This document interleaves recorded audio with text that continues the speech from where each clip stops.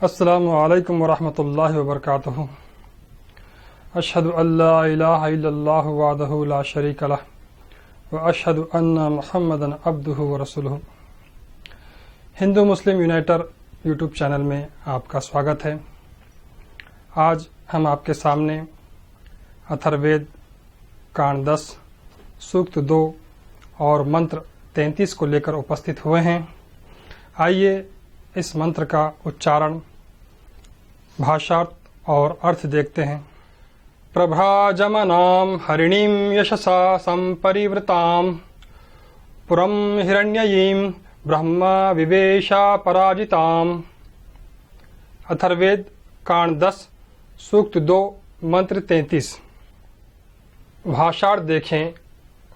प्रभ्राजमानां प्रकाशमान, हरिणीम दुखनाशक, हिरण्ययीम अनेक बलों से युक्त, अपराजिताम कभी न पराजित होने वाली, यशसा प्रशंसनीय, विवेशा प्रवेश किया है, संपरिवृताम घिरी हुई, ब्रह्मा इब्राहिम पुरम बस्ती में। अर्थ देखें। प्रकाशमान, दुखनाशक, प्रशंसनीय, इन सब गुणों से भरी हुई बस्ती जो अनेक बलों से युक्त और कभी ना पराजित होने वाली में इब्राहिम अलैहिस्सलाम अर्थात ब्रह्मा ऋषि ने प्रवेश किया है। इस मंत्र में काबा पुण्यस्थल की प्रशंसा की गई है और ये बात बताई गई है कि यहाँ पर ब्रह्मा ऋषि अर्थात इब्राहिम अलैहिस्सलाम ने आकर कुछ दिन निवास किया था। और इस मंत्र में काबा पुण्यस्थल की 5 विशेषताएं बताई गई हैं। पहली, वो प्रकाशमान है और दुखनाशक है और प्रशंसनीय है और अनेक बलों से युक्त है और कभी न पराजित होने वाला है। तो इस तरह हम देखते हैं कि प्रकाशमान भौतिक और आध्यात्मिक रूप से मक्का पुण्य क्षेत्र वो प्रकाशमान है। अगर आप भौतिक रूप से देखेंगे, सैटेलाइट से उसके इमेजेस देखेंगे तो दुनिया में मक्का पुण्य क्षेत्र प्रकाशमान नजर आएगा। और आध्यात्मिक रूप से आप देखेंगे वो आध्यात्मिक प्रकाशमान इस तरह है कि औलियल्लाह यहाँ पर पैदा हो रहे हैं उस पुण्य क्षेत्र के संबंध से। और यह पुण्य क्षेत्र लोगों को पापों के अंधकार से निकालकर पुण्य के प्रकाश की ओर लाता है। और अगर हम इन विशेषताओं को विस्तार से बताएंगे तो मैं समझता हूँ कि कई दिन लग जाएंगे, इसीलिए हम संक्षिप्त में बता रहे हैं।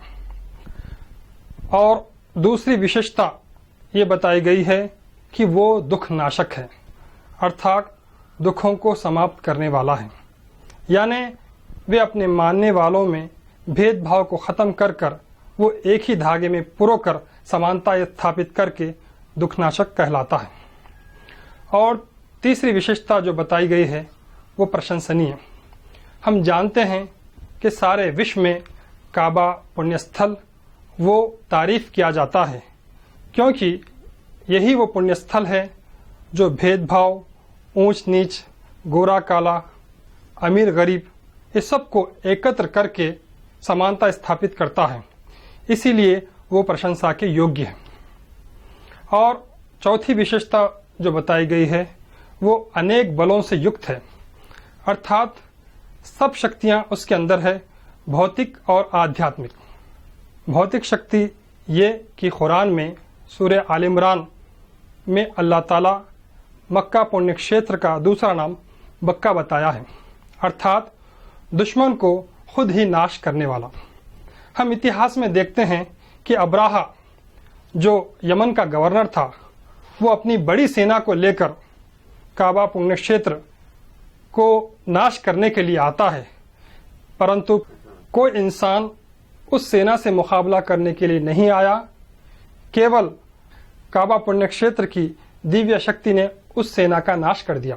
और आध्यात्मिक शक्ति अर्थात वहां पर हमेशा फरिश्ते उतरते रहते हैं और ये ईश्वरीय शक्ति उस क्षेत्र को घेरे हुए है।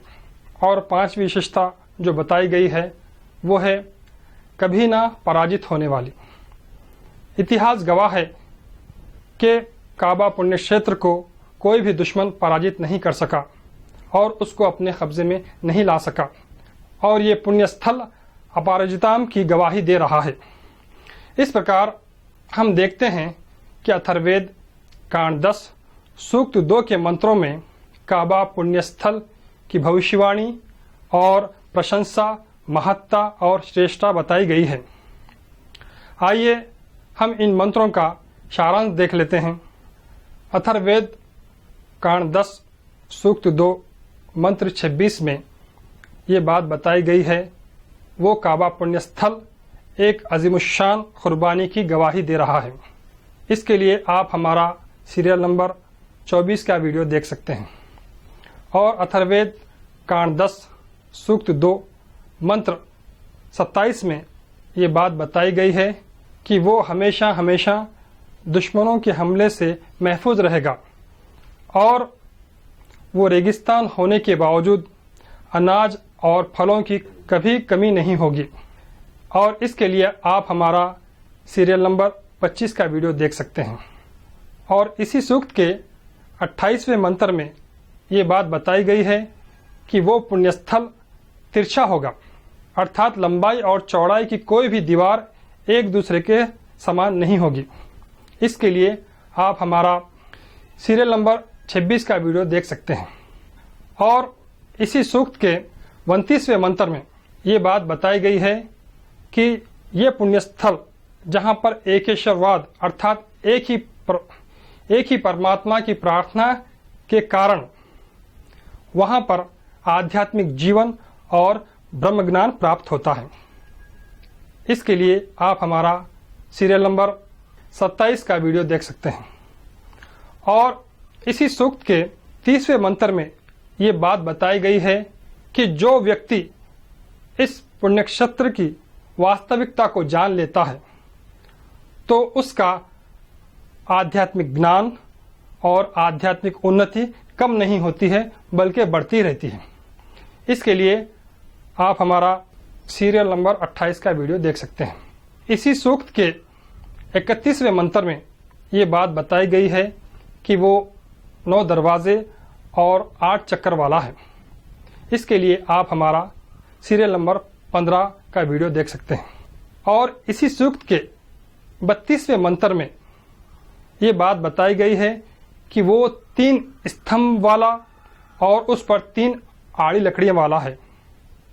इसके लिए आप हमारा सीरियल नंबर 29 का वीडियो देख सकते हैं। और इसी सूक्त के 33वें मंत्र में इस काबा पुण्य स्थल की 5 विशेषता बताई गई हैं और कहा गया है कि वो प्रकाशमान है और दुखनाशक है, प्रशंसनीय और अनेक बलों से युक्त है और कभी ना पराजित होने वाला है। और ये भी कहा गया है कि वहाँ पर ब्रह्म ऋषि आकर कुछ दिन निवास करेंगे। इस मंत्र का वर्णन हम इसी वीडियो के प्रारंभ में कर दिया है। इस प्रकार हम देखते हैं कि वेद ईश्वरीय ज्ञान है, उसमें अंतिम ऋषि पैगंबर मोहम्मद सल्लल्लाहु अलैहि वसल्लम की, आपके शिष्यों की और दिव्य ग्रंथ कुरान करीम की और आपके पुण्य क्षेत्र काबे की भविष्यवाणियां है। इसीलिए अल्लाह ताला कुरान करीम में सूरह रात की 43वीं आयत में फरमाता है कि ऐ पैगंबर सल्लल्लाहु अलैहि वसल्लम, काफिर संदेह करते हैं कि तुम अल्लाह के पैगंबर हैं। तुम उन्हें जवाब दो कि मेरे और तुम्हारे बीच में फैसला करने वाला अल्लाह है और वो जिन्हें किताब का ज्ञान दिया गया है वो काफ़ी है।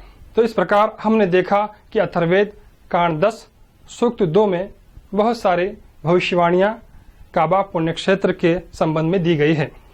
अंत में मैं परमात्मा परमेश्वर अल्लाह से प्रार्थना करता हूँ कि वो हमें ऐसे मार्ग पर चलाए जिससे वो प्रसन्न हो जाए। तथास्तु। People that don't accept the truth don't want their illusions destroyed. Video देखने के लिए धन्यवाद। व आखिर दावाना अनिल हम्दुलिल्लाहि रब्बिल आलमीन।